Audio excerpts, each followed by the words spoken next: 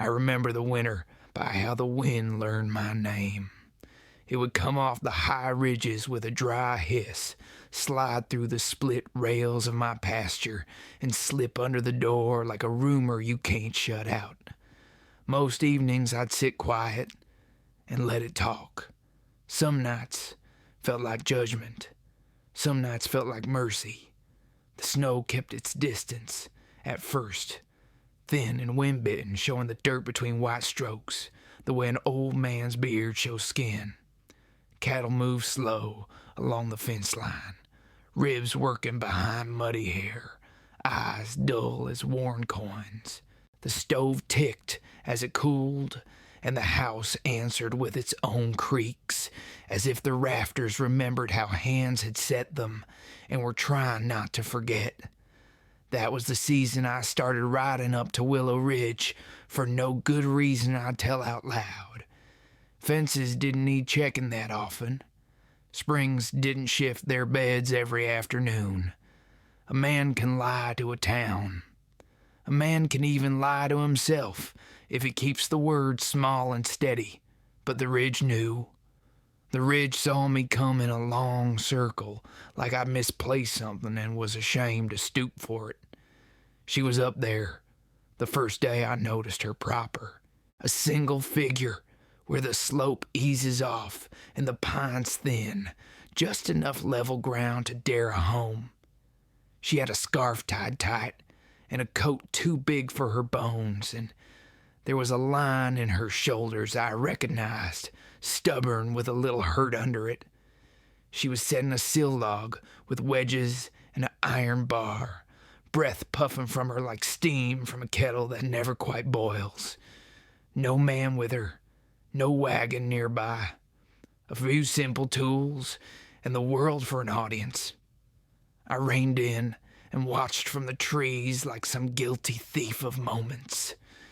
You can tell a lot from how someone lifts wood. She worked as if each log had its own temper, as if it might spook like a colt if handled wrong. Patient, exact. Her hands knew rope and frost. Her palms would be raw by evening, but not ruined. The line of the cabin's footprint lay neat on the ground, marked with stakes and string, corners squared. It would be a small place, 2 windows cut for light, door facing east to meet the sun before the wind had too much to say. Whoever drew those lines had slept enough nights on the cold side of dawn. I sat a while, horse blowing steam, the scrape of timber, the thud when it landed, the soft grunt she gave when the weight slid just so. That became the rhythm of the ridge, the kind of sound a man can lean on when his own heart's beat feels wrong. I could tell you I rode away before she saw me. That'd be mostly true that first day. But I turned in the saddle and kept looking back until the trees took her from me. That's the truth, whether I like it or not. I went home, warmed beans I didn't taste, and laid the spoon down slow, as though a noise might break something fragile in the room. Margaret's shawl still hung on the peg by the door. I had told myself 100 times I ought to pack it in a trunk, give it to her sister maybe. I never did. A shawl is just wool and weave until a winter comes that you can't outlast, and then it's a geography of touch. I couldn't fold it small. It kept remembering the shape of her shoulders every time I tried. Sleep is a funny horse. If you climb gentle and hold your breath, it'll carry you easy. But spook it with a thought, and you'll be walking till daybreak. That night, I dreamed the sound of logs settling, the soft complaint of green wood. I was hammering a chink with a gloved fist, and the mud squeezed out like truth you hadn't planned to confess. When I woke, I thought I heard her bar clatter against the frost. I went to the window. Willow Ridge was a pale line in the dawn, and a hawk hung like a held breath over the flats. I saddled without hurry, the way you do when you've already made a decision but haven't admitted it to your mouth. The horse took the bit as if he'd been expecting this foolishness and wouldn't be talked out of it. I told myself I'd ride past. A man should know who's raising a wall in wind country, that's all. A courtesy. Maybe a warning about wolves this side of the creek. Or that one pine with a widowmaker limb just waiting for a name. But somewhere between the barn and the road, my mind strayed to firewood, and whether she had enough of it, split and stacked, and the lie went thin. The climb to Willow Ridge is not hard if you give it time. There's a curve where the trail shows you the whole flat like a book held open. The river scribbles its way through the willows, stubborn, silver where it's honest, and black where it thinks you aren't watching. Town sits in a low fold to the south, roofs crouched against the wind, smoke making a bruise under the sky. Folks there know how to mind their own, and how to not, depending on the hour and who's in the saloon. We are kind people mostly. We just carry our kindness like a heavy pail and get to slopping it when we're tired. She heard me the second day. I wasn't trying to be quiet. The horse's shoes rang a little on the last stretch of rock. She straightened, that iron bar balanced in her hand, and looked at me as if she'd expected a coyote sooner or later, and I would do in a pinch. Afternoon, I said and took off my hat. You can learn a lot from how a man holds his hat. You can learn more from how he doesn't. Afternoon, she answered. Her voice had the sound of snow melt under ice. Not loud, not weak, just there, working at its business and not asking your leave. I'm Hartwell, I said. Jacob. She nodded. Sarah Brennan. That was all for a time. The wind went on with its sermon. A raven hopped once and lifted, leaving a black piece of itself hanging behind, like it had torn a hole in the air. You building alone? I asked, not making it into a question I could regret. For now, she said. Neighbors are busy with their own roofs. I don't hold it against them. I could lend a hand, I told the ground, if you don't mind a slow one. She looked at the sill logs, at the bar, at my horse, at my hands. It takes a certain kind of pride to measure another person that carefully and still not make them feel small. She had that kind. I mind a drunken one, she said. I mind a man who asks for pay I can't give. I don't mind slow. I'm neither, Chum, I said, and felt the truth of it like a weight I could finally set down. I swung off the horse and led him to a patch of winter grass. He nosed at it as if hope might be under the frost if he kept trying. We set to work without too much talk. It is a relief sometimes to be told what to do. By good wood and simple angles, you put a shoulder into a thing, and the thing answers. We levered a log into place, the two of us breathing the same white fog, boots grinding the frozen dirt. Her gloves were worn smooth where the rope bit, patched with twine at the wrist. She smelled faintly of smoke and pine gum. Nothing sweet, nothing soft. The kind of scent that says a person plans to meet the day and is on time for it. I showed her a trick for easing a log that's almost right, but not listening. You lay the bar under, crook it just so, and talk to it with your weight instead of your arms. The log slid the width of a thumb and settled like a settled argument. She looked at me then, full on, and there was a light inside the tired, not a spark, a steady ember someone had cupped against the wind and kept walking with. Thank you, she said. Wasn't nothing, I answered, and knew it was something because the words tasted like metal. Clouds were stacking themselves over the far range by the time we quit. The kind of gray that has an edge to it. The kind that wants to be solid and fall. She had a small stove set on stones and a coffee pot black as sin. I stood back, awkward, while she poured 2 cups and handed me one like it was normal. We let the heat work through our gloves before we drank. Coffee was mean and strong and honest. "Storm coming," I said. "I know," she said. "I can hear its feet." "You got enough wood?" "Enough to think I do," she said, and smiled a little. It's a strange thing when your face forgets it can do that, and then it remembers. Something there hurts and heals in the same breath. I told her I'd ride up in the morning, see about covering the stack with canvas. She didn't argue, which is a kind of yes I understood. I set my hat back on, caught the reins, and looked at the line of the walls one last time.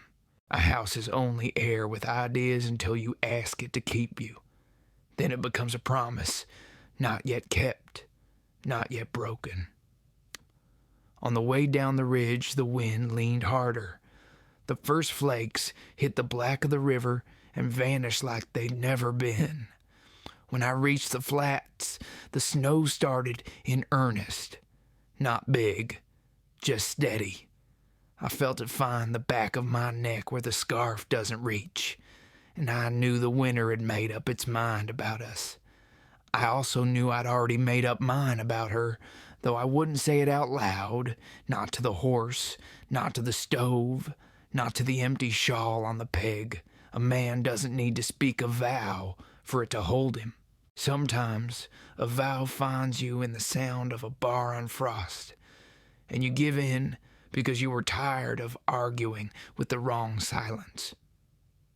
I rode home with the dark coming up from the ground like water, the ridge behind me graying into the same old story the sky tells when it forgets any other.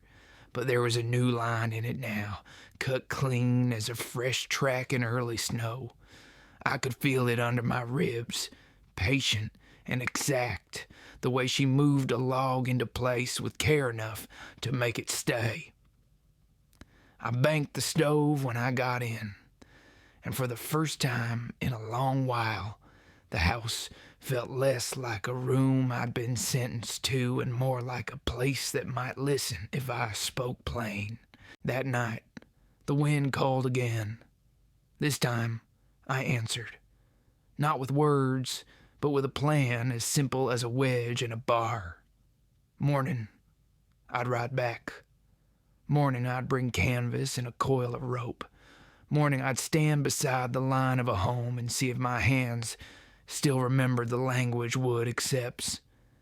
Somewhere between deciding and sleep, I felt Margaret's shawl in the dark, the way a blind man learns a path with his palms. I didn't move it. I just knew for the first time that it might forgive me if I did. Morning came blue and brittle, the kind of cold that makes sound carry farther and truth do the same. Frost feathered the window like an old map.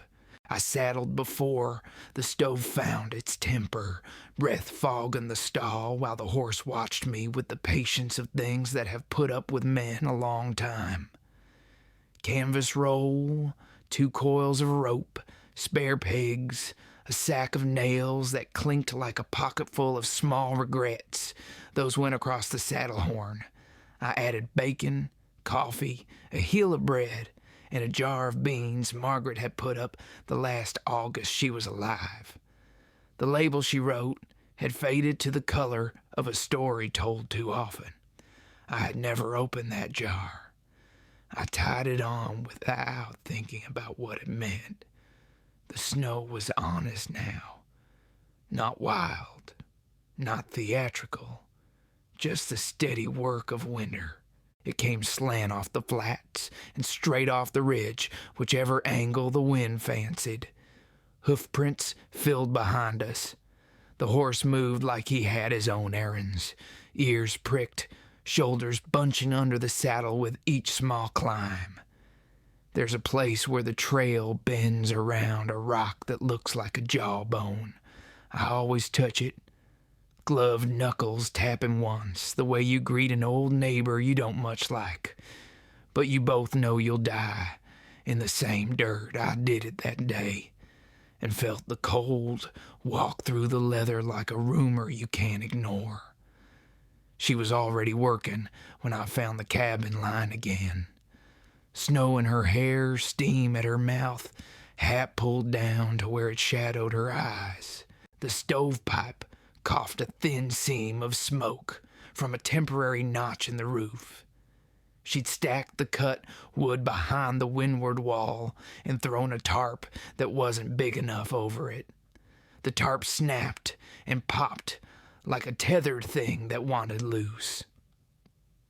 "You brought the sky with you," she said, nodding at the canvas.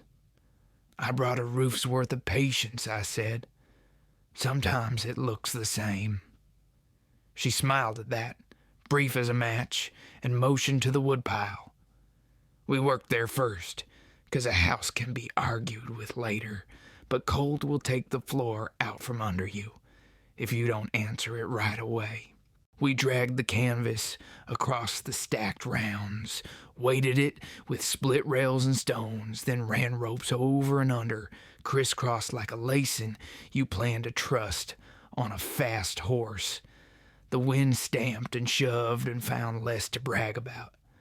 About mid-morning, the storm had decided we were worth its attention. Snow thickened until the trees turned to charcoal smudges, then to suggestion, then to memory. The air felt tight with it. We kept our hands moving. I edged the west wall, set pegs, and cut short lengths of chink board with the saw she'd brought up from town.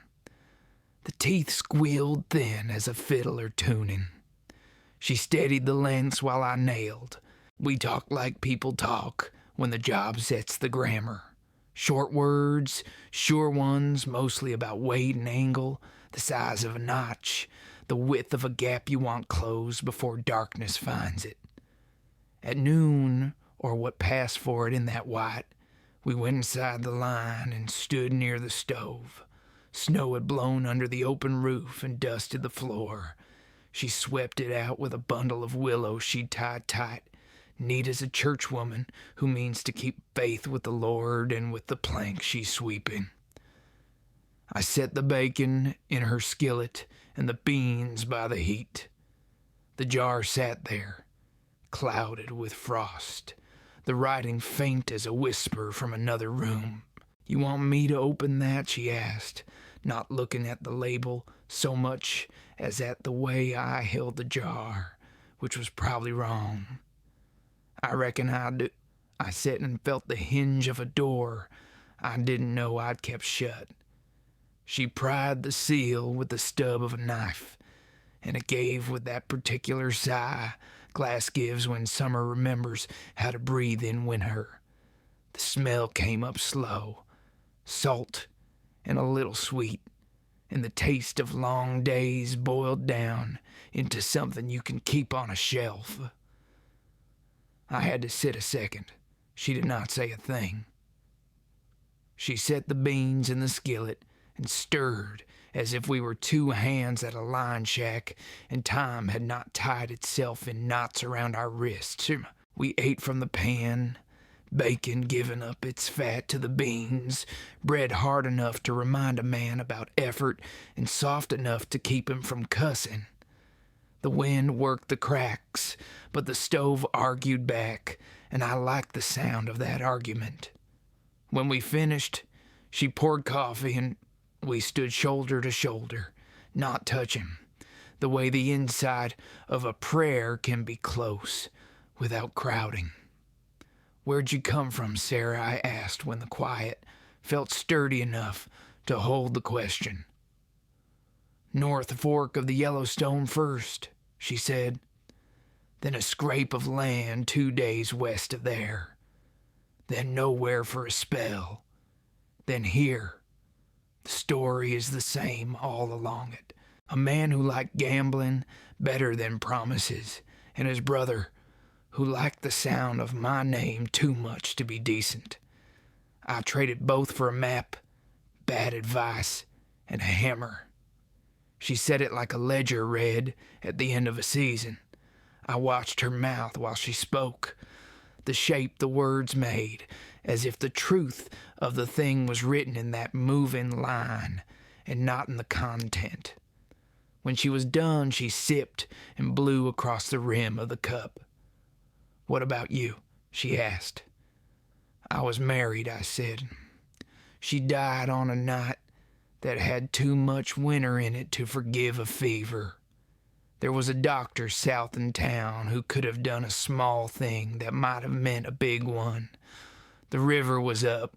I waited for it to come down. It came down in the morning." I had never said it out loud like that. I expected the room to change shape. It did not. The stove ticked. The wind revised its opinion and came at the wall from a different angle. She did not tell me what I should have done. She did not tell me what I already knew. She set her cup down and touched 2 fingers to the table once, like she was counting. Then she nodded, because sometimes the only liturgy of grief understands is the economy of recognition, and there's more mercy in that than in a sermon. We went back to work, because work is the language that keeps men from speaking their worst. Snow lifted from the ridge and dropped into the spaces we hadn't closed yet. I climbed the ladder we'd made from a pair of poles and crosspieces and walked the top log with my arms out, hammer swinging from my belt, rope looped across my shoulder. She steadied the foot of the ladder, face turned up, mouth a thin line between attention and concern. I set a ridge piece as the wind leaned, then another, talking to the wood with my hips the way my father did when a beam wanted to remember the tree it came from. Sweat iced along my collar. When I came down, her hand was there, open, as simple as a rung. By late afternoon, a roof existed in the world where it hadn't before, rough but arguing wind with more than hope. We sheeted canvas over the remaining gap and pegged it tight. The light went from pewter to lead. The ridge and the sky settled their dispute in a way that left us with the small circle of what we'd done and not much else. Snow found my cuffs, melted, and slid cold into my sleeves. I looked at her and saw the day in her face and the part of the day I wanted to keep. "You shouldn't ride out," she said. "It'll turn bad after dark.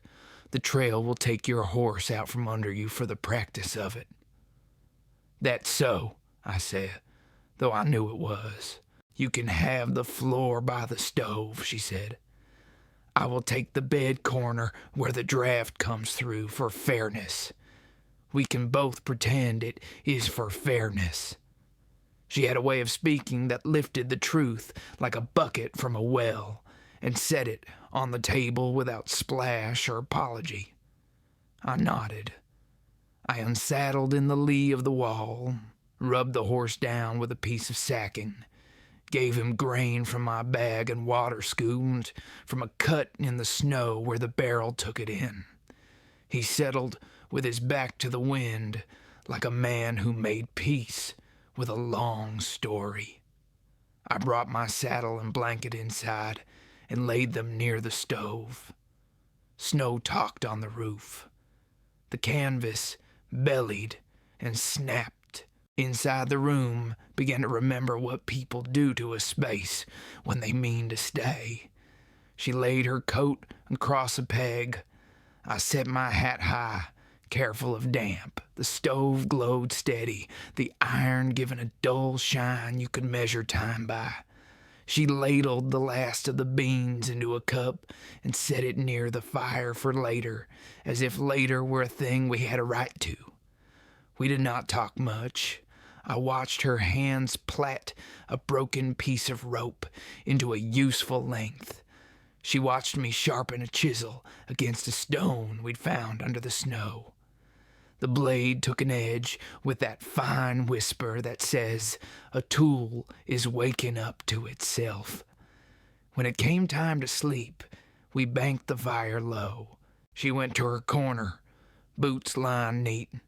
I stretched out by the stove and folded the blanket to find the warm side. The room breathed. So did I. I thought of Margaret's shawl and did not think of it long.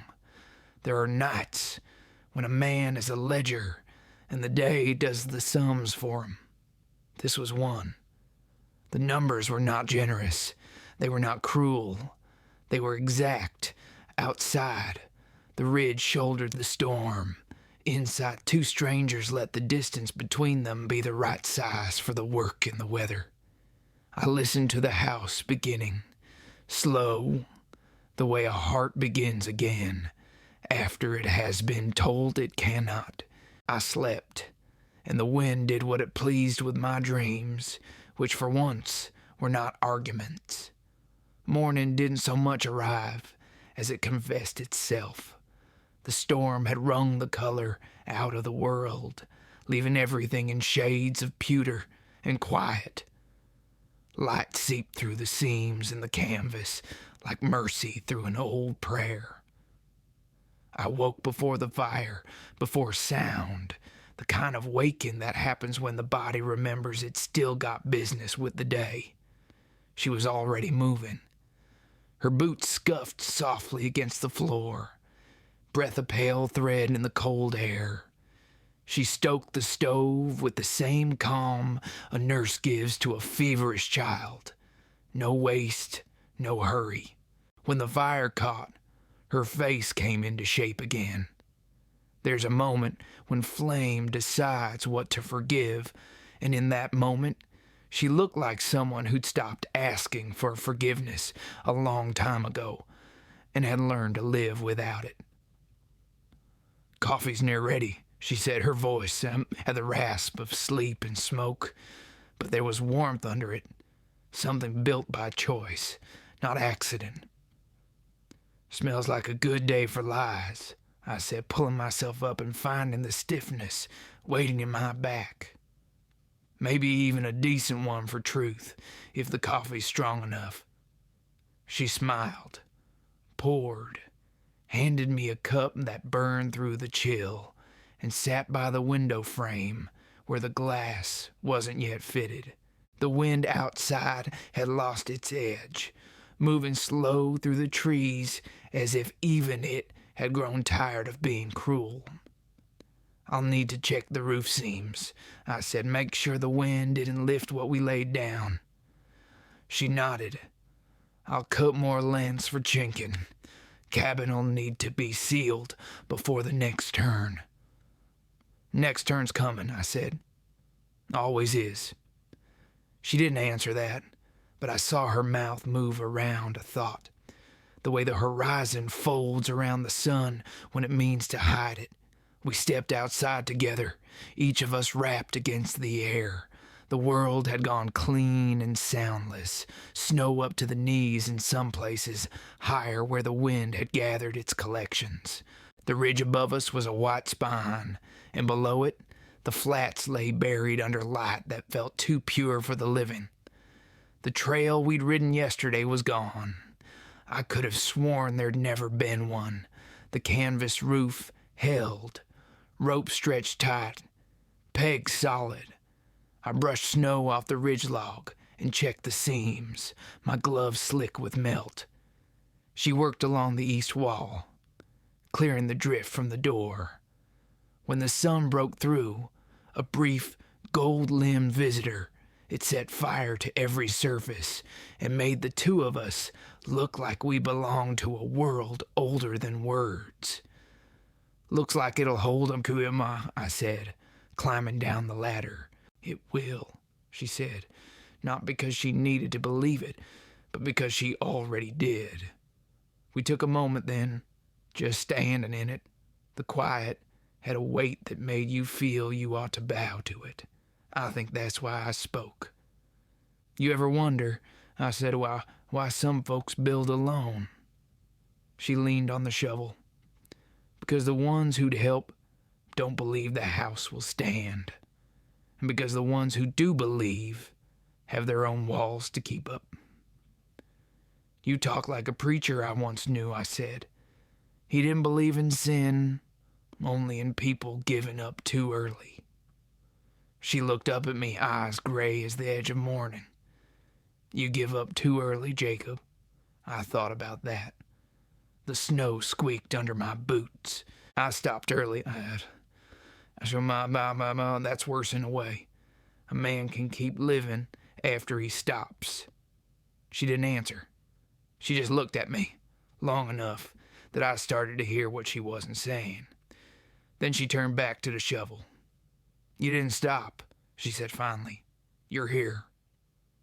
That sentence did something small and dangerous inside me. A warmth that didn't belong to the fire crept up my ribs, cautious, uncertain if it had permission. By noon, the sky had cleared enough to show a piece of blue so sharp it looked like the world was stitched from broken glass. We took that as permission to work harder. The wind was down, the cold steady but honest. I cut notches for the frame joints, and she hauled them one by one. We moved like two sides of a clock, different purposes, same rhythm. Every once in a while, our hands met on the same tool. There was no shock to it, no spark, just a quiet recognition that skin remembers what hearts forget. When we stopped for a meal, the coffee was black and the bread stiffer than yesterday. We didn't care. Hunger smooths the edges of small things. She told me about the creek that froze her wagon wheels the first night she came this way, about lighting a fire in the open and watching it die in her hands. I told her about the first horse I broke, the one that kicked me into a river and came back 3 days later, waiting at the gate like he'd never left. We both laughed, the sound strange and thin against the snow, but it stayed in the air longer than I expected. Later, when the light began to fall, I looked toward town. Smoke rose from the chimneys there, thin trails in the distance. I hadn't been down since before Christmas.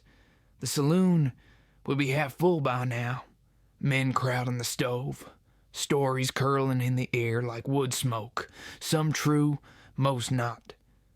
They'd be talking about me soon enough, if they weren't already. A widower spending time with a woman who wasn't his wife. Out past where the preacher's eyes could reach. I'd seen a dozen stories like that ruin 2 decent souls.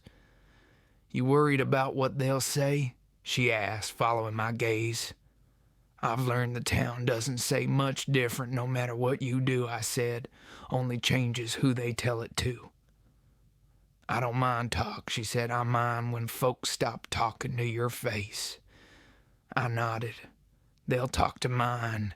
They always have. Don't mean I like what I hear. She stirred the fire with a stick, her glove catching a spark that died before it could mean trouble. Let 'em talk, she said. I came here to build, not to listen. That was when I realized how long it had been since I'd heard someone speak of building without apology. It sounded like a hymn I used to know. Evening came early, the way it does in a high country when winter means to stay. The clouds folded themselves back over the ridge, and the wind began rehearsing its old tune. She went inside first, her lantern throwing gold across the snow. I stayed a minute longer, listening to the world quieting around the cabin, the roof creaking as it settled. There was a heartbeat in that sound, small but alive. When I finally stepped in, she was sitting by the stove, stitching the tear in her glove. I took off my coat, hung it by the fire, and sat on the floor where the warmth pooled. You could have stayed in town, I said. I could have, she answered, but I wanted to see what a woman could build if no one was watching to correct her.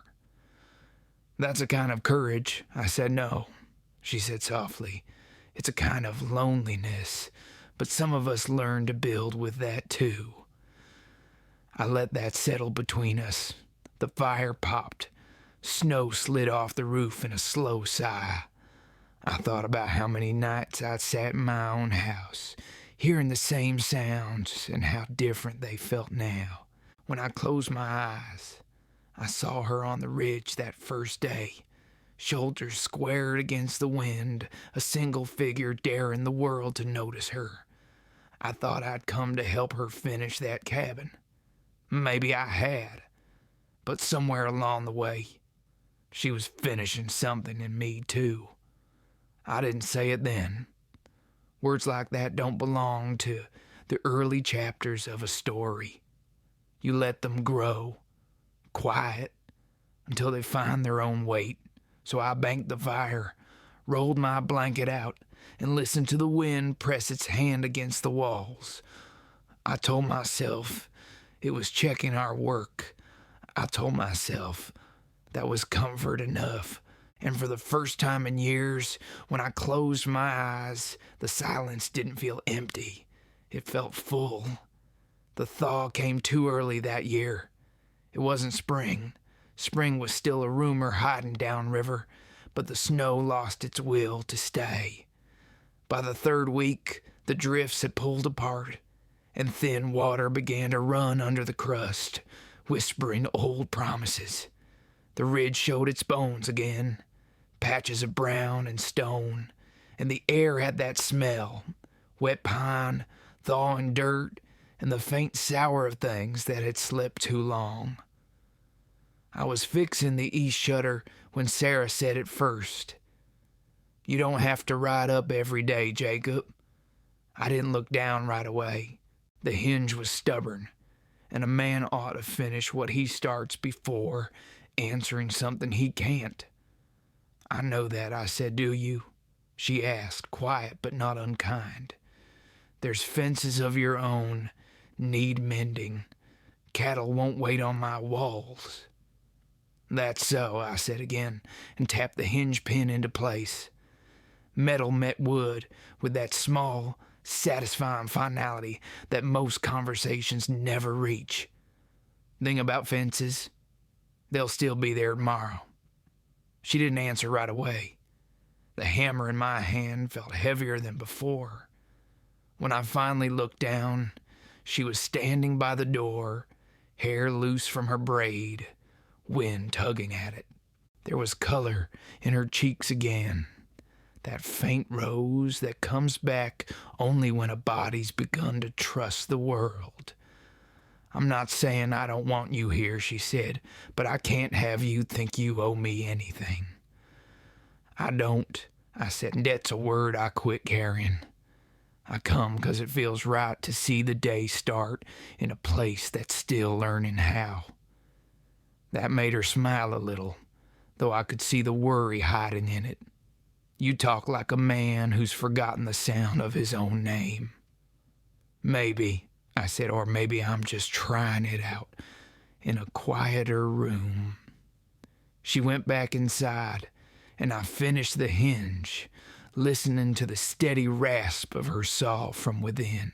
By the end of that day, the shutters were hung, the door framed, and smoke stood straight from the pipe. The house had begun to look like it meant its business.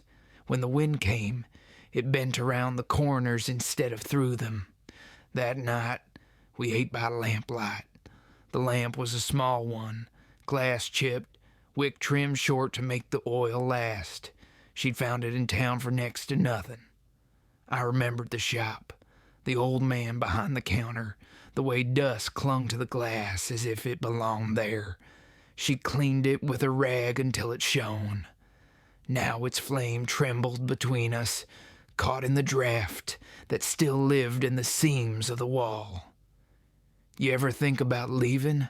I asked. She took her time answering, cutting her bread into smaller pieces than it needed to be. Leaving what? This place, I said, and the ridge, the cold, the eyes from town, all of it. She smiled without looking up. You mean run?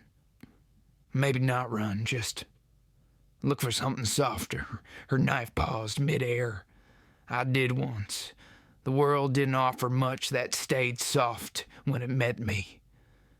Some things are meant to harden, I said.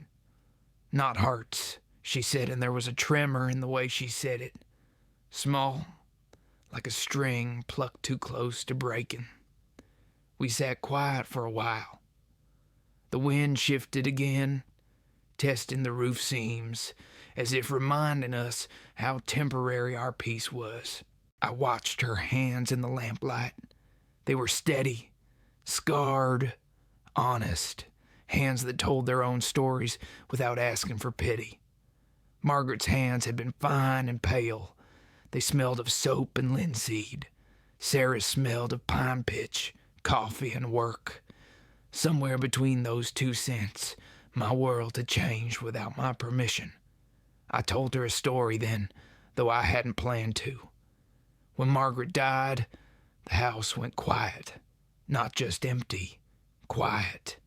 The kind that sits on your chest. I'd light the stove and hear nothing but the click of the damper. I thought if I worked enough, rode enough, I could fill the air again. I just filled it with motion, not sound. Sarah didn't move. She didn't need to. The air between us held every word like a fence holds the line between two pastures. What made you stop running? She asked. Didn't stop. I said, just ran out of road. Sometimes the Lord don't need to close a door. He just runs the map out. And now, I said, I'm watching someone build a cabin with the kind of courage that looks a lot like grace, and I can't tell if I'm learning something new or remembering something I lost. She looked at me then, really looked, the way people do when they're weighing what your silence might cost them. Her eyes weren't soft, but they weren't guarded either. Jacob, grief isn't loyalty, she said. You can let go and still love what's gone. That hit deeper than I expected. It's one thing to know a truth. It's another to hear it in a voice that believes you might survive it. I didn't answer. I just nodded once and poured more coffee. The lamplight shivered against the wall, and the room seemed to lean closer to the sound of the wind. Later, when she'd gone to her bedroll and the fire had dimmed, I stepped outside. The sky was clear for the first time in weeks. Stars hung low and close, sharp as nails in black cloth. You could hear the river working somewhere down below, thawing its own edges. The air was still, cold enough to sting, clean enough to make a man feel smaller than he meant to. I thought about Margaret, her laugh, her way of brushing flour from her apron, the last words she tried to speak before the fever took her. Then I thought about Sarah, her hair escaping its braid, her hands on the hammer handle, the steady rhythm she kept without thinking. The two thoughts didn't fight. They just sat side by side, like two horses tied to the same post. Grief isn't loyalty, I whispered into the cold. The words came back to me softer, almost kind. When I went inside, Sarah was asleep, one hand resting on the cover of a book she'd brought from town, a Bible with pages so thin they sounded like breath. The firelight traced her profile, and I saw just for a second how peace might look if you ever managed to hold it long enough. I lay down by the stove again, hat over my eyes, and listened to the house settling around us. The logs gave small, patient sounds, pops, sighs, the gentle give of green wood turning obedient under heat. It was a language I trusted. I slept with that sound, and for the first time, I dreamed of nothing I needed to fix. When morning came, I'd forgotten to miss her. Not Margaret, Sarah. She was right there, and I'd somehow managed to wake without the ache of losing her already. That's how I knew I was in trouble. By March, the thaw had turned the ridge into a slow-moving river of mud. The trails that once sang under snow now sucked at a man's boots, clinging like memory that refuses to be forgotten. The air smelled of wet cedar, of old leaves rising again from their shallow graves. The river below had swollen, loud and sure of itself, beating its own kind of gospel against the stones. Sarah's cabin stood proud through it all, dark wood shining with the melt, roof holding like a vow that refused to weaken. The walls had dried, settled. The place looked lived in now, not just dreamed about. A curl of smoke meant warmth, meant someone had made it past another night. I rode up later than usual, the horse fighting for footing in the soft ground. She was on the porch, a strip of canvas tied to her hair to keep the wind from tangling it, mending a torn saddle blanket with hands that never rested. When she saw me, she didn't wave, just gave that small nod, the kind of greeting that holds more honesty than any words could. "You're late," she said, not unkindly. "I got held up at the crossing. River's mean today." "It's always mean this time of year," she said. "Can't tell if it wants to wash you away or carry you home." I tied the horse and climbed the steps. The porch boards creaked like an old song, familiar and forgiving. "You talk like a poet, Sarah." "No," she said, "just someone who's been near enough to drown in, to know water has a choice." I let the words sit between us, heavy and right. We sat on the porch for a while, her stitching, me rolling a smoke I didn't light. The quiet wasn't uncomfortable. The world around us was too full of its own sounds. Melting snow dripping from the eaves, the creek arguing with itself, wind combing through pine needles. Finally, she broke the silence. "You ever think about building again, Jacob? A house, I mean. Something with walls that belong to you." I looked out over the valley. The sunlight hit the melting snow just right, blinding in its beauty. "I built once," I said. "It was enough to last a lifetime." "And yet you're still here," she said softly, "still helping me build mine." I took off my hat, turned it in my hands, felt the worn leather, the grooves that years of wind and rain had carved. "Maybe I just wanted to see if it was still possible," I said, "for a man to make something that stands." She didn't answer. She didn't need to. Her eyes said she understood, maybe better than I did. We went to work after that, patching the roof where ice had chewed through the canvas, hauling wood from the lower ridge, shoveling mud away from the door. It was work that didn't need conversation. The rhythm of it, lift, set, breathe, became its own prayer. At midday, we rested by the door. She poured coffee from an old enamel pot, handed me a cup. It was bitter, burnt in a way that made it real. "I used to think," she said, "that if I could just build a house strong enough, the past wouldn't find me." "It always finds us," I said. "Walls don't stop memory. They just make it echo quieter." She looked at me long and hard, then nodded. "Then maybe quiet is all I'm asking for." There was a long pause before I said, "That's all I was ever asking, too." A hawk circled above the ridge, its cry slicing through the still air. She followed it with her eyes until it disappeared into the sun. "Do you ever get tired of fighting ghosts, Jacob?" All the time, I said. But some ghosts just need to know you're still standing. That made her laugh. Not the shy, guarded sound I'd heard before, but something fuller, freer. It startled me, the way sunlight can startle you after too many gray days. We finished the coffee and went back to work. The hours passed without notice. At dusk we stood side by side, watching the valley fill with shadow. The river burned gold where the light caught it, and the first stars blinked awake like distant campfires. You'll have neighbors soon, I said. Land this fine doesn't stay empty forever. Maybe, she said, or maybe the land keeps what it likes. We'll see which I am. I smiled at that. It likes you fine, I'd say. You're both stubborn. She tilted her head. And what about you? You belong to this ridge too? I belong to whatever's left standing when the wind quits arguing, I said.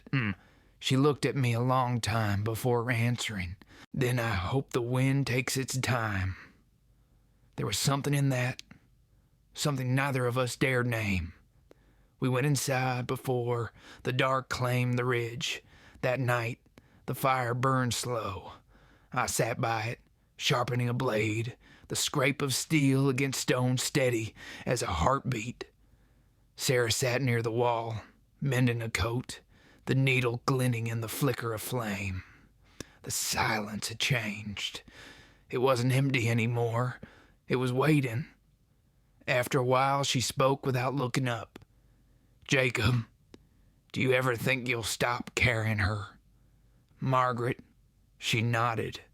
I stared into the fire, watched the coals shift and glow. No, I said, but maybe I'll learn to carry her lighter. That's something, she said. Maybe that's enough. I didn't tell her that she'd already made it lighter, that somewhere between the wind and the sawdust, between her voice and the sound of the hammer, the weight had started to turn into something else. When she banked the fire for the night, the room went half dark, shadows curling across the floor like old memories that had learned to sleep. I stretched out by the stove as always. I heard her voice in the dark. You ever think the Lord send us the wrong people first so we'll know the right ones when they come? I thought about that, about Margaret's shawl, about Sarah's bare hands against cold timber, about the ridge and the house that now stood where there once was nothing. Maybe, I said, or maybe he just keeps sending us people until we finally stay. The fire cracked once, sharp and clean. Then maybe stay a while, she said. The words settled in me, slow and heavy, like a promise I hadn't known I wanted. Outside, the wind moved through the trees, softer now, less a threat and more a song. I lay there a long time before sleep came, listening to it, knowing something had shifted. The house didn't just sound like home anymore. It felt like it was remembering me. By April, the land had gone soft again. A different kind of softness this time, green trying its luck against the stubborn gray. Calves bawled in the far pastures. Birds came back slow, suspicious of our luck. You could feel the world waking up beneath your boots. Every thaw has a sound, and this one sounded like forgiveness. I rode less. There wasn't much reason to. Or maybe there were too many. Sarah's cabin stood finished now, window glass in place, seams chinked tight. She'd painted the door a deep red brown, the color of earth after rain. She said it kept the wind polite. I didn't argue. Some things you just let a woman believe when she's earned the right to. I started coming up once a week, Sundays mostly. The town preacher said a man should keep the Sabbath for rest. I figured that's what I was doing. Sarah never asked me to stay, and I never asked if she wanted me gone. That was our peace, unspoken, steady as the sound of a saw cutting true. One Sunday morning, she met me halfway down the trail. She was leading her mare, a stubborn roan with too much opinion in her eyes. Sarah's hat was pulled low, but I could see the smile waiting under it. "You heading somewhere?" I asked. "Just downriver," she said. "The Nash boys cut through my line again. Said it was an accident. I figure I'll go remind them how accidents stop happening when folks mind their fences. You want me to come along?" "No need," she said. "You coming would make it a fight. Me going alone keeps it a conversation." I smiled at that. "You think they'll listen?" "They'll listen," she said, and there was a weight in her voice that made me believe it. So I watched her ride off, straight-backed, calm as Sunday truth. She moved through the tall grass like she belonged to it.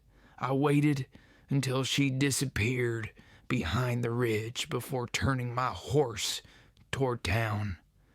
I hadn't planned on stopping at the saloon, but a man alone has a way of finding himself at the edge of old habits. The sign creaked overhead. The same as always. Inside smelled of whiskey, dust, and men who didn't know what else to do with their afternoons. Vernon Nash was there, of course, sitting too straight at a table that looked too small for his shoulders. His brothers were nowhere in sight. He saw me first. "Jacob Hartwell," he said, voice slick as oil on water. "Haven't seen you down here in a spell. Thought you'd taken up carpentry with that widow on the ridge." I didn't rise to it. Men like Vernon measure you by how quick you take the bait. "She's no widow," I said evenly, "and she's got more sense than you and your brothers put together." That got a few laughs from the back. Vernon's smile thinned. "You talk awful bold for a man hiding behind a woman's skirts," he said. I set my hat on the counter, slow. "Funny," I said, "that's the same thing cowards say when they can't understand decency." The room went quiet. Even the piano gave up, pretending it had something better to do. Vernon's chair scraped. His hand brushed the edge of his coat, too close to the holster for manners. I didn't flinch. "You draw in here, Nash," I said, "and you'll spend the rest of your life wishing you'd built something instead." For a long moment, the only sound was the clock ticking behind the bar. Then he laughed, sharp and hollow, and sat back down. "Not worth the bullet," he muttered. "No," I said, "you never are." I left before my anger could grow legs. The sunlight outside hit like a slap, clean and bright. I breathed it in, slow, until the shaking left my hands. By the time I reached the ridge again, the light was going gold. Sarah was on the porch, one sleeve torn, dirt on her cheek, and a smile that looked earned. "Fence line settled?" I asked. "Settled," she said. "They'll think twice before wandering that way again." "I stopped by town," I said. Her eyes flicked up sharp. And Vern's mouth still works, but his courage doesn't. She studied me for a moment, then nodded. "He'll come around again. They always do." "Then I'll be here," I said. Her face softened. "I know you will." We went inside without another word. The firelight filled the room like memory. She poured 2 cups of coffee, set one by me, and sat across the table. For a while we said nothing, just listened to the wood crackle and the night gathering outside. Finally, she spoke. "You can't keep fighting every ghost that looks my way, Jacob. Some of them have to see I can fight back." "I know," I said, "but a man can still stand close by just in case." She smiled, tired and grateful, all at once. "Just in case," she repeated. Later that night, after she'd gone to sleep, I stepped outside again. The moon was climbing slow, washing the ridge in silver. The cabin looked smaller under that light, but stronger somehow. I could see the work of our hands in every beam, every nail. It was more than a building. It was proof that something broken could be built again if you gave it time and faith. I walked out to the edge of the ridge where the ground fell away toward the valley. The wind came up soft and clean, carrying the smell of wood smoke and thawing earth. I thought of Margaret then, not with ache, but with gratitude. She had been the first chapter, not the whole book. Behind me, the cabin door creaked open. Sarah's voice came quiet. "You thinking about leaving?" I turned. She was framed in the doorway, hair loose, lantern light brushing her shoulders. "No," I said, "just making sure I remember the way back." She smiled. "Don't get lost, Jacob. Not tonight." "I won't," I said when she went back inside. I stood there a while longer, watching the stars gather. The ridge had gone still, except for the low hum of life, a coyote far off, a tree shifting under its own age. Everything else was at peace, and for the first time in years, I realized I was too. Spring came all at once, like it had been waiting for permission. The valley below turned to water first, 100 creeks spilling their secrets until the whole land shimmered. Then came the green, soft, patient, unstoppable. It crept up through the mud, through the roots, even through the broken boards of old fences. You could hear it if you were quiet enough, the sound of the earth remembering how to live. Sarah's garden took shape in that sound. She worked the soil with her sleeves rolled and hair tied back, the sun on her neck, the wind tugging at the hem of her dress. I helped where I could, cutting stakes, hauling buckets, standing still when she needed someone to hand her tools without asking too many questions. "You plant deep," she said one morning, brushing dirt from her hands. "Roots only hold when they've had to fight for it." "That's so," I said, sat in the next row. "That's so," she said. "It's the same for people." She smiled then, and there was something bright in it, something like trust. The ridge had changed. What used to feel like exile now felt like a promise. Town still talked, I knew that. There's always someone in the saloon or the church pew who can't stand to see two people mind their own happiness. But gossip, like weather, wears itself out if you don't answer it. One evening near sundown, I brought her a sack of seed corn and a small bottle of whiskey from town. "Peace offering," I said. "From who?" she asked, eyebrow raised. "From everyone who hasn't got the decency to bring it themselves." She laughed and took the bottle. "You think whiskey fixes the world?" "It don't hurt," I said. We shared a drink on the porch, passing the bottle back and forth, watching the light go down the ridge. The sky turned to copper and bruised violet. The smell of pine pitch thickened with the cooling air. "You ever think," she said, "how strange it is? Two lives crossing because of weather, bad luck, and a ridge." "Strange," I said. "No, I think that's the only way lives ever cross." She leaned back, boots propped on the rail, face turned toward the wind. "When I was a girl, I thought love would arrive like a train, loud, certain on time. Turns out it walks like a tired man on a long road, carrying his grief quiet." "I reckon that's about right," I said. "Trains come fast, leave faster. Roads at least teach you what your feet are made of." We sat there until the stars showed. No rush in it, no need for talk. The kind of silence that feels shared, not lonely. Days turned into weeks, and work became our language. We mended the corral, patched the roof again, built a smokehouse by the creek. At night, we'd eat simple: beans, salt pork, sometimes trout if I was lucky. Then we'd talk by the fire about small things that felt big.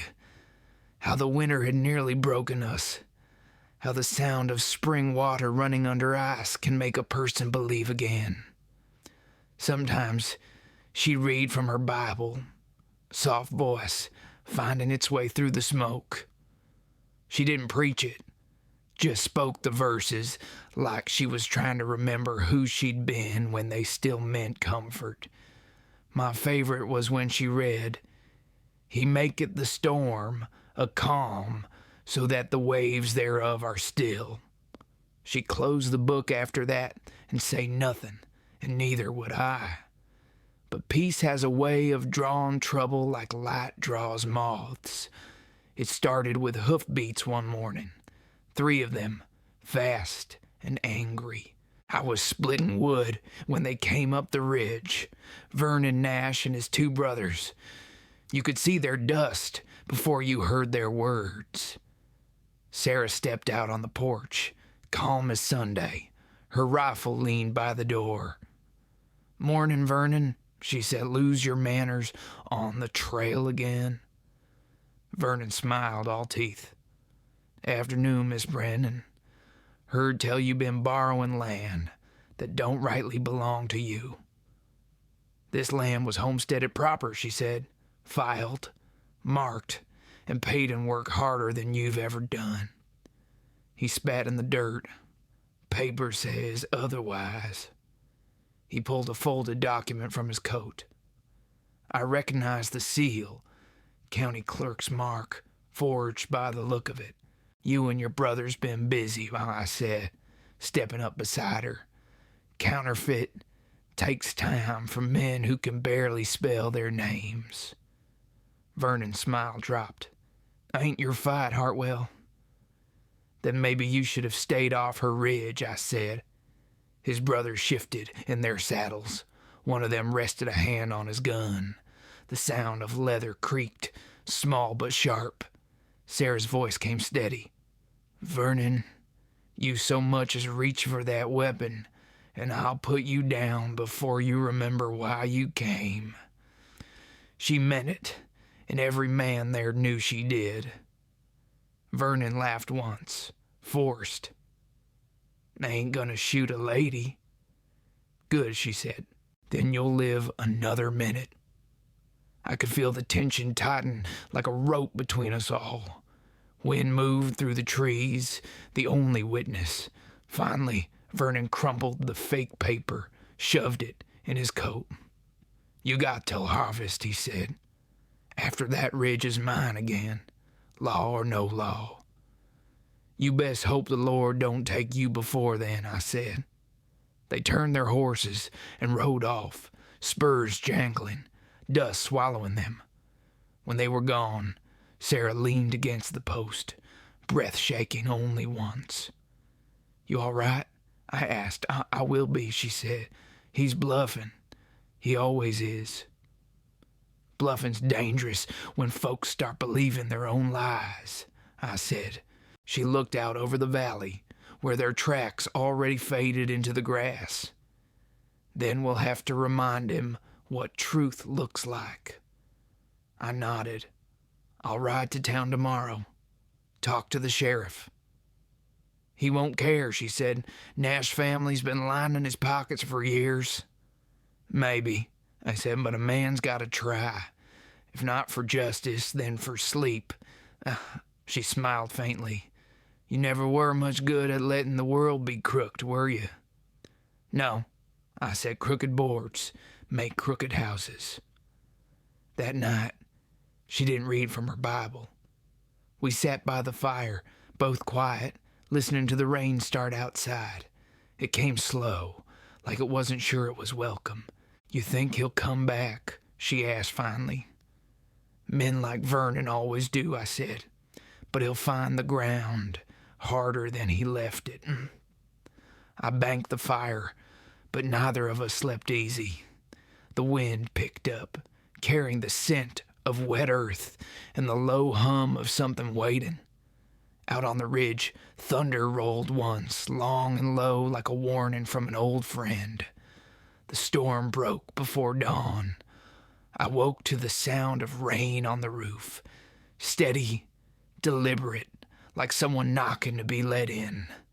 It wasn't the kind of storm that howls and tears. It was quieter, heavier, the kind that stays a while and makes you listen to your own heartbeat. Sarah was already up, feeding the stove. The fire threw gold across her face, the kind of light that makes you forget there's a world beyond it. "Morning," I said, my voice still rough from sleep. "Morning," she answered, setting the kettle. "Sky looks mean." "Mean's better than empty," I said, stretching the ache from my shoulders. We ate in silence. Coffee and biscuits. Nothing fancy. Outside, the world was a blur of rain and gray. The ridge lost in its own fog. It felt like the earth was holding its breath. "I'll go check the horses," I said, standing. "You'll drown before you reach the barn," she said. "Then I'll drown doing something worth it." She almost smiled at that, but the worry stayed in her eyes. "Be quick, Jacob." Rain soaked me through before I reached the corral. The horses stamped and blew, restless but sound. I forked fresh hay into the trough, ran a hand down the flank of my old bay. His coat shivered under my touch, the way an old friend might after too long a silence. When I turned back toward the cabin, I saw a figure moving through the mist. Rider coming slow, coat dark with rain. My gut tightened. The storm blurred the shape, but I knew that horse, that slouch in the saddle. Vernon Nash. He wasn't alone this time. 2 men trailed behind him, both carrying rifles wrapped in oilcloth. I walked out to meet them halfway, the mud sucking at my boots. "Morning, Hartwell," Vernon said, reining in. His hat dripped steady lines down his coat. "Fine day to talk business." "I thought we talked all we needed to," I said. He smiled thin. "You thought wrong. Paper's been filed proper this time. Sheriff's got my name on the deed." "Then the sheriff's bought himself a lie," I said. "And you bought yourself trouble." He leaned forward in the saddle. "You think one woman's worth bleeding for, Jacob? You think the Lord cares about one more cabin on a ridge?" "I don't know what the Lord cares about," I said, "but I care about what's right in front of me." One of his men shifted, hand brushing his rifle. I stepped closer. "You'll leave that where it is," I said, quiet but firm. "This ain't the day for dying." Vernon looked past me toward the cabin. I followed his eyes and saw Sarah standing in the doorway, rifle in her hands, rain slicking her hair to her face. She didn't shout. She didn't need to. The way she held that gun said everything that mattered. "Vernon," she called, voice steady as the rain, "I've buried one man in this life. Don't make me bury another." The silence that followed was thick enough to hold. Even the rain seemed to hesitate. Vernon's jaw worked, his pride caught between fear and foolishness. Then he spat in the mud. "You both think you got the Lord's blessing. We'll see come harvest." He turned his horse with a hard pull, the others following. Their silhouettes vanished into the fog as quick as they'd appeared. When they were gone, Sarah lowered the rifle. I walked to her slow, rain still running down my face. "You all right?" I asked. She nodded, though her hands trembled. I'm fine." "You don't look it." "I'm fine." she said again, more to herself than to me. We stood there a long time, rain pounding on the roof, water rising at the eaves. Finally, she said, "Murph, he'll be back. Next time, he won't come talking." "I know," I said, "and that's why we'll be ready." "Ready how?" "By making this place harder to take. We worked through the storm, reinforced the doors, tightened the shutters, dug a trench around the foundation so the flood wouldn't eat at the posts. The mud clung to us, heavy, cold, alive. We didn't talk much. Words would have only slowed us down. By nightfall, we were soaked and exhausted. I built up the fire while she changed into dry clothes. When she came back, hair loose and eyes hollow with weariness, I saw how young she still was beneath the grit. "Jacob," she said quietly, sitting near the stove, "you don't have to keep fighting my battles." "I know," I said, "but I don't know what else to do with these hands anymore. They've built, mended, buried. Fighting's the only thing left that still feels honest." She looked at me for a long time. "You ever get tired of saving people who didn't ask to be saved?" "Every day," I said, "but I keep doing it anyway." She smiled, small and sad. "Maybe you're not saving anyone, Jacob. Maybe you're just trying to save yourself." I didn't argue. She was right. And somehow, that truth didn't hurt. It eased something instead. The storm went on for 2 more days. We slept in shifts, keeping the fire alive, listening for hoofbeats that didn't come. On the 3rd morning, the sun rose pale and clean, breaking through the fog like a prayer finding its way home. When I stepped outside, the world was washed new. The air smelled of cedar and wet ash. Down the ridge, the river still raged, but it gleamed gold under the light. Sarah joined me, arms crossed against the cold. "Looks different after a storm," she said. "It's always different," I said. "That's the point." She turned to me, her eyes catching the sunrise. "You ever think maybe that's what we are, Jacob? What's left standing after the storm?" I looked at her, and for a moment, all the noise in my life, the loss, the years, the miles, went still. "Maybe that's exactly what we are," I said, and for the first time, I let myself reach for her hand. She didn't pull away. The warmth of it, small, certain, alive, was more truth than any sermon I'd ever heard. The ridge was quiet again, but it wasn't empty. The valley never forgets what it's seen. You can build over it, plow it under, call it new, but the ground still remembers every hoofbeat, every bullet, every prayer. By summer, the ridge looked peaceful again, but I learned peace was just the surface. The truth always ran deeper, waiting. Sarah's cabin had turned into a home by then. The porch held her chair and my boots. There were herbs hanging from the rafters, a Bible on the table, and 2 mugs that never stayed empty long. She laughed more, not loud, just often. Her voice filled the spaces the wind used to claim. I found myself staying most nights, though I still rode back to my own place every few days. A man's habits don't quit easy. My house felt smaller each time I returned. The silence there had grown polite, like a guest you don't quite know how to send away. Margaret's shawl still hung on its peg, but it didn't ache to look at anymore. I'd run my fingers across it now and then, just to thank her. Then I'd close the door and ride back toward the ridge. One evening, after a long day cutting timber for the barn she wanted, Sarah handed me a letter sealed in twine. "Ryder brought this up from town," she said. "Came with the mail coach." The handwriting was stiff, official, sheriff's office.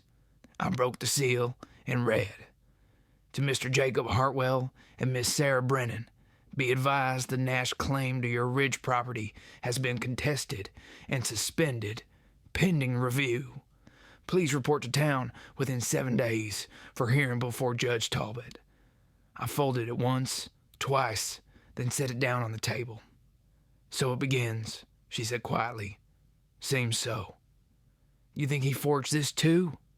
"No," I said. "This one smells like the law, which means it's just another kind of danger." We rode to town 2 days later. The morning was hot, sky white with heat, the trail dry enough to kick dust up to the knees of the horses.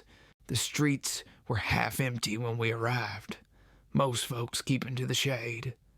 But word travels fast in places like ours, and by the time we reached the courthouse, faces were watching from windows and porches. Inside, the air smelled of sweat and ink. The sheriff sat behind his desk, his hat too clean for a man who'd earned it. Judge Talbot was there too, an old man with a voice like creaking boards. Vernon Nash stood by the window, slicked hair, polished boots, smirk ready. "Miss Brennan," the judge said, "Mr. Hartwell, appreciate your punctuality." Vernon tipped his hat, mock courteous. "Judge just looking to keep things tidy. Law says her claim wasn't registered proper. Paperwork filed late." "That's a lie," Sarah said steady. "I filed on the first thaw. You can ask the clerk." The judge cleared his throat. "Clerk's gone to Helena. We'll have to rely on records and testimony." Vernon grinned. "Records can get misplaced. Happens all the time." That's when I stepped forward. "Judge, if you're asking which of us built something on that ridge, there's only one answer. Sarah's got sweat and calluses where Nash has bribes and ink." "Now, Jacob," the sheriff began. I cut him off. "You and I both know Nash money's been buying favors since the last drought. But this is a woman's home. You take it from her, you might as well say the law's just another kind of theft." The judge's gaze lingered on me longer than comfort allowed. "You got proof of misconduct, Mr. Hartwell?" "No," I said to Rhino, "just eyes that still work." He sighed, rubbed his temples. "I'll review both claims. Till then, neither party makes changes to the property. That includes building or occupancy." Sarah's breath caught. "You mean I can't stay in my own house?" "That's the law, until this is settled," he said. Vernon smiled wide enough to show his rot. I stepped closer to the bench. "Judge, you do this. You're giving winter a head start. That ridge don't wait kindly. A storm hits. Before your papers clear, she won't have shelter enough to see it through." He looked down, voice low. "I can't bend the rules for sentiment, Hartwell." "Then bend 'em for mercy," I said. "You still remember what that is, don't you?" The sheriff's hand twitched toward his holster. "That's enough." I turned to him. It usually is when truth walks in. The judge's gavel came down. "One more word out of either of you and I'll hold you in contempt." So I bit my tongue, though it tasted like iron. When it was done, we rode out quiet. Dust trailed behind us, long and thin as regret. Halfway up the ridge, Sarah finally spoke. "They want to scare us off," she said. "They won't," I answered. I'm tired, Jacob." Her voice cracked just a little. "Tired of fighting for every inch of ground." "I know," I said. "But the ground we fight for, that's what makes it ours." We reached the cabin near dusk. The light was warm and low, the kind that forgives more than it forgets. She went inside first, set her gloves on the table, and sat down hard. I stood by the door, watching her. "I'll fix this," I said. "I know how." "I don't know yet, but I will." She looked up at me then, eyes wet but fierce. "You can't keep promising things you can't control, Jacob. You're not the law. You're not God." "No," I said quietly. I'm just a man who's seen too much taken from good people." The silence after that was deep enough to drown in. That night, she didn't bank the fire. It burned steady till morning, like a candle left for the lost. I lay awake listening to the rain start again, soft this time, not angry. I thought about the judge, the sheriff, and the weight of men who mistake power for righteousness. But more than that, I thought about Sarah, her voice, her hands, the way she stood against the wind without asking anyone to notice.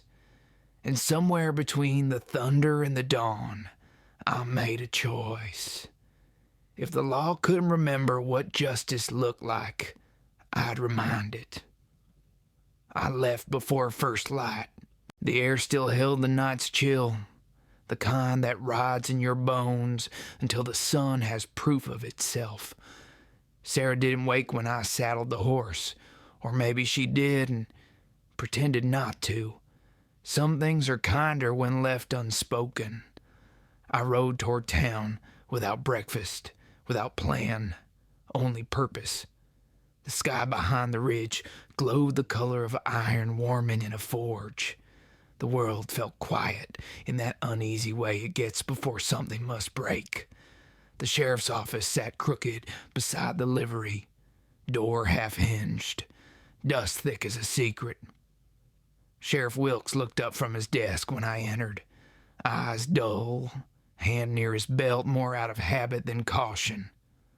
"Morning, Hartwell," he said. "Judge's word stands.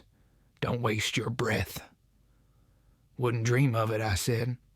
I dropped a folded ledger on his desk, my deed, my grazing records, a handful of letters from men whose words still meant something.